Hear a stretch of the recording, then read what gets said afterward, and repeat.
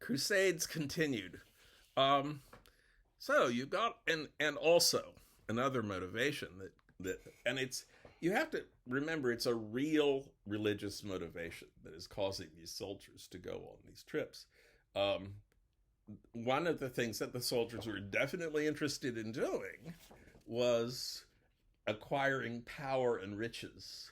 Uh, this whole thing would not have been possible without the economic recovery of the 11th century that I've been talking about. If we had been back in the 6th or 7th or 8th or ninth centuries, soldiers wouldn't have been able to go outside of Europe because they would have had to stay home and work to keep their family fed. But now that people were beginning to accumulate surplus money and things like that, capital, soldiers could afford to go on these trips. And furthermore, they went with the idea that if they conquered new lands, they would be making money that way. They wouldn't only be doing a religious service, but they would be making themselves rich. And you can say, oh, well, that's all they were really interested in. I don't think that's true. I think they were interested, they were going for religious reasons, but they weren't necessarily neglecting the economic ones either. That's actually, when you look at the early British settlement in the United States, everybody says, oh, well, the Puritans were coming to America in order to be able to worship the way they wanted to. But they were also coming to America because there was no farmland left in England, and they really wanted to come here and make a lot of money, and that was a reason too. So you've got these people who are not just soldiers, but all sorts of different people who are coming to the Middle East, ostensibly to rescue Jerusalem from the infidel. They do pass through Constantinople, and they do give Alexius plenty of headaches on the way. And in 1099, they do conquer Jerusalem. They get control of it. And they, in subsequent crusades, they get control of other parts of the Middle East. There are like crusader kingdoms that are being founded along this strip of land on the eastern shore of the Mediterranean. They don't manage to hold on to any of it because, for one thing, the Europeans are a long way away, and the people who are surrounding the Crusader states are not particularly happy to have them there. So they're not going to be able to get supplies from the locals. They're not going to be able to bring them in from Europe without a great deal of trouble. And by 1291, all of the land that the Muslims had conquered all of the land that the Crusaders had conquered was back under the control of the Muslims. So the whole thing, you could say the whole thing was just kind of a flash in the pan. However, it did have important consequences for Europe. One cannot say that it might as well never have happened because Europe was a very different place after the Crusades as a result of some of the things that happened in the Crusades. For one thing, Europe was subject to some reorganization of the economic system. There was really no economic system, you might say. But what with all of these crusaders having to put together their expeditions, having to buy all of the equipment that they needed and pay for all the transportation that they needed, also they didn't want to carry a whole lot of money with them because everybody would know. They would look at a crusader group and say, oh boy, they probably got a lot of money. And so the people would attack and take their money. So they invented, or a group of people invented this system, an organization called the Knights Templar. And basically the way it worked is if you were in northern France or England or somewhere like that, and you were going to go on the trip to the Holy Land to be part of the Crusades, and you didn't want to carry a whole lot of money with you, you would go to the local office of the Knights Templar and say, I've got this money, but I don't want to carry it with me, so I'm going to give it to you. And you give me a letter saying that you've got this money, and then when I go to Jerusalem, there's another office of the Knights Templar there, and I can give them the letter, and they will give me the equivalent amount of money. Now, I have had students who have written on the exams in which they discuss this, that the Knights Templar was the first banking system, that they even say it was the first credit card, which was certainly not the case.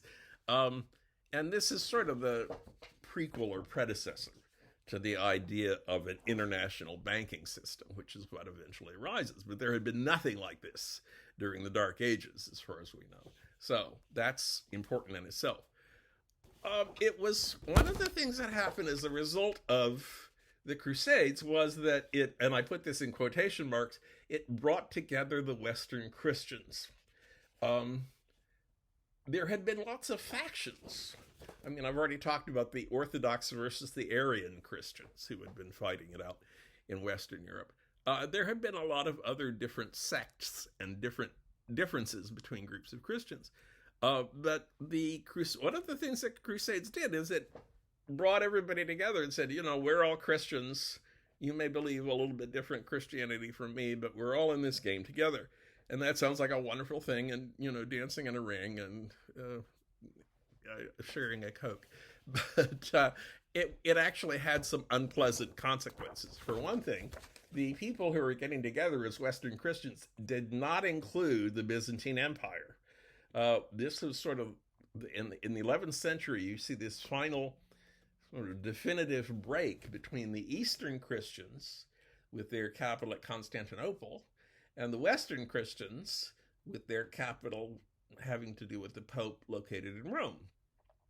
And after annoying Alexius I during the First Crusade, the Western Christians went on to actually fight. The Fourth Crusade was all about fighting the Byzantines. In fact, during the Fourth Crusade, the Western Christians took control of Constantinople. So bringing together, and those were Christians, P.S. They were a different kind of Christians from the kind in the West, but Byzantines were Christians. So in some ways, it divided Christians one against another. The whole point was that you weren't supposed to be killing Christians. You were supposed to be killing the infidel.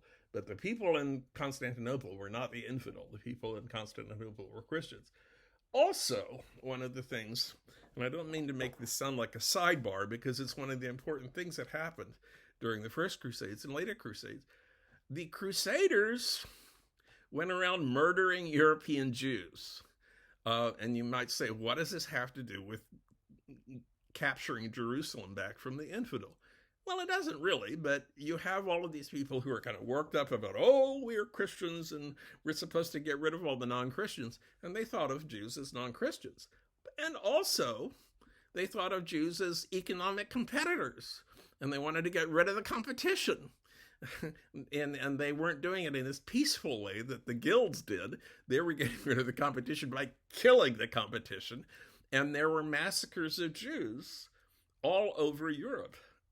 Very bloody, violent massacres. There had been discrimination against Jews before. There certainly was a lot of discrimination against Jews afterwards, but this was sort of the beginning of a big wave of discrimination of Christians, Western Christians against Jews. By the way, in earlier periods, the people who were living on the border with Islamic controlled lands had been able to get along with the Muslims. They didn't, and there had been situations in Europe where Christians and Jews had been able to get along. A lot of the places where the Christians were killing Muslims or the Christians were killing Jews were places, it was because the Christians didn't really know anything about Muslims or Jews. So it was partly out of ignorance, but it was partly out of hatred and prejudice too. One of the final things that I would suggest as a long-term result of the Crusades, and this can have has a good side and a bad side, I guess.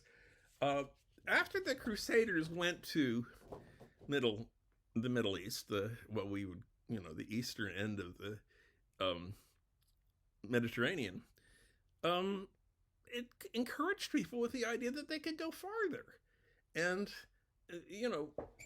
Western European people had been trading with China and India, but only directly. The Chinese would sell something to a Mongolian, the Mongolian would sell something to somebody, in Afghanistan, and the people in Afghanistan. So you would eventually get Chinese goods in Europe, but you wouldn't get them directly. And a lot of people began to think, well, we got as far as Jerusalem, maybe we can get as far as China.